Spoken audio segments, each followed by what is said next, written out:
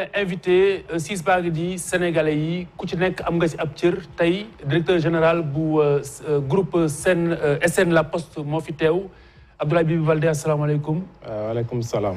coow li nga xamante ni moo am poste dégg nañ Boubacar li mu si tënk ci wàllu la ko waral ak fi nga xamante ni foofu la toll. donc du ñu dellusiwaat ci li nga xamante ni moom mooy lii nga jot a wax waaye dañuy gën a xóotal. tout d'abord li nga xamante ni moom moo mettre le feu poudre bu ñu ko mën a waxee ni moom mooy dàqub Saliou Fayor bi nga xamante ni eh bien moom moo jiite filiale bii di Poste Finance. la cay ñuul mooy dañu wax détournement bu 1,5 milliard de francs CFA moom si boppam mu tuumaal si ay liggéeykatam yóbbu leen ci yoon ñu dàq ka mu mel ni kon ka doon setal la ñu fa jëlee. yan leeral nga mën a indi ci loolu pour sénégalais yi gën a xam les tenants et les aboutissants. jërëjëf maa ngi leen di nuyu suñu téléspectateurs yëpp seen téléspectateurs. di rafetlu invitation bi. c'est avec plaisir que je suis là. c'est un privilège. merci beaucoup jërëjëf. voilà donc problème poste yi manifestation yi commencé na. depuis quelque temps. Et donc lii dafa tombé rek. Et donc pour ñun loolu ça n'a rien à voir. xam nga sooy un verre quand il se remplit c'est petit à petit c'est au cours du temps. voilà ba mu fees. donc dafa tombé. te poste les inspections c'est systématique. chaque année yéen ñëpp da ngeen di dégg les problèmes de détournement ñi ñuy jàpp on les enferme. ça c'est de la routine. loolu du événement si poste. voilà def enquête. enquête bi def inspection et ñu jàpp ay nit. oui ça c'est de la routine. mais ñun dañu am objectif. dañu am un cap une vision. oui ma rappeler la société nationale groupe la. groupe la bu am ñaari filiale. donc c'est la maison mère et ses deux filles. groupe bi tout le groupe. maay seen responsable. je suis le DG du groupe maay PCA ñaari filiales yi. donc on pourrait même dire PDG. voilà c'est ça l'appellation donc. mais il y a PCA aussi. PCA Poste Finance PCA EMS. voilà donc.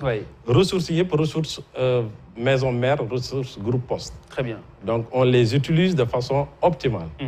ñun ñooy xool fu ñu koy placer. fu ñu koy bouger loo. nu ñuy tourner effectif bi. ba nga am li nga bëgg.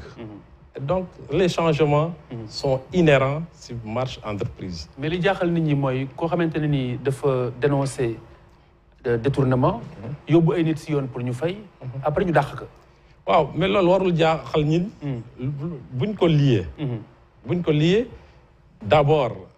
Ça peut être aussi un problème parce que quand il y a des problèmes comme ça internes, forcément même la loi permet aux gens de voilà avant ngeen di dem si yoon option la. mais ngeen régler les problèmes aussi à l'interne option la. donc il y a plusieurs schémas. bu ñu ñi jàpp benn schéma rek. tout de suite yóbbu justice. justice peut même être un dernier recours. parce que systématiquement ku luubal xaalis deniers publics et après il va s'il y a pas de recouvrement il sera traduit en justice. loolu du si man. du si beneen directeur général. ça c'est valable pour tout le monde. alors je l'ai précisément pensé. donc dañu ne Saliou Fayor dafa bëgg lu leer. d'ailleurs je rappelle que invité naa ko mais il n'a pas souhaité répondre et voilà c'était pas très accueillant disons. mais li am solo mooy moom dañu ne dafa bëgg setal dafa bëgg leeral dafa bëgg défendre intérêt général. waaw loolu leeral na ba pare. waaw puisque dañu yónnee inspection. inspection leeral ko. def rapport. waaw maintenant da xam nga leer na. un rapport quand c'est fait leer na. amul lu te loolu depuis juin aussi 2021. c'est ça c'est pas une histoire récente. voilà on peut ne pas apprécier nu ñu gérer dossier bi yëpp de façon globale. plus autre chose. donc le fait que changer nit. mais qu'est-ce qu'on lui reproche? Ce qu'on lui reproche, beaucoup de choses. Beaucoup de choses. La collaboration n'était pas franche. C'est-à-dire? Alors, c'est-à-dire que quand il y a des dossiers importants comme ça, parce que chaque jour, il y a des dossiers Comme ça, on a fait cette année plus de 250 inspections. Donc quand il y a un dossier maintenant important à cause du volume, volume aussi, c'est un stock. Oui. Voilà, c'est des pratiques de plusieurs années. Voilà, c'est pas en 1 an, ni 2 ans, ni 3 ans. Donc ces pratiques-là, c'est irrégulière. Mais c'est la poste, les gens, la responsabilité de tout le monde est là-dedans. Donc c'est une pratique qui était là.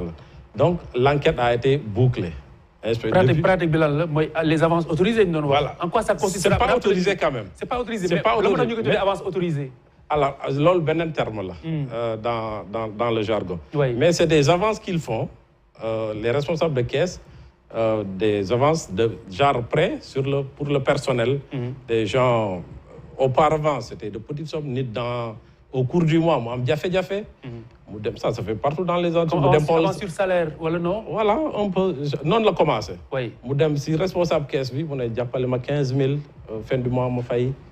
Ça se fait petit à petit. Personne ne l'a autorisé. Wow. J'espère que depuis des années, personne ne l'avait autorisé. Et jusque-là, personne ne l'autorise. C'est clair. Oui. Alors, voilà, ça a pris une ampleur. Beaucoup de dossiers ont fait, surtout aussi des entreprises, des fournisseurs qui ont des bons de commande, qui ont des garanties. Alors, mondial ampleur. Et ça, c'est devenu très préoccupant, c'est vrai. Donc non la ñëwee. Voilà. Mais su ma la déggee dafa am ñoo xamante ne nii ñoom ñoo doon leb koppar yoo xamante ne waruñu kaa leb. wala amuñu autorisation pour le moment duñu banque amuñu autorisation même si on travaille à lettre. C'est que bi ñu doon dimbalante seen biir di lebalante koppar seen biir. après ñi ko war a fayuñu ko. loolu mu indi gap bi am. C'est ça. Eh bien Fedior loolu la dénoncé ba ñu dàq ko wala. daf si bokk. mais wax naa la di ko yuuxu sàcce yi. wax naa du lool rek. waaw wax naa du lool rek. am nga un dossier aussi se gère de façon intelligente. wax naa du lool rek. donc il y a plusieurs autres choses. wax naa le problème de la collaboration, l'information et les capitales. La gestion du dossier c'est important. la moo tax ñuy wax licenciement illégal. Licenciement illégal parce que c'est leur terme, mais il n'y a rien d'illégal là-dedans. Maintenant, c'est vrai que le conseil d'administration qui devrait valider ne s'était pas réuni pour valider ça. C'est pourquoi on a pris une mesure transitoire. C'était une mesure transitoire en attendant que le conseil d'administration se retrouve. A posteriori. A posteriori. On venait de sortir d'un conseil juste une semaine. On ne peut pas convoquer des conseils toutes les semaines. Très bien. Les conseils, c'est par 2 mois.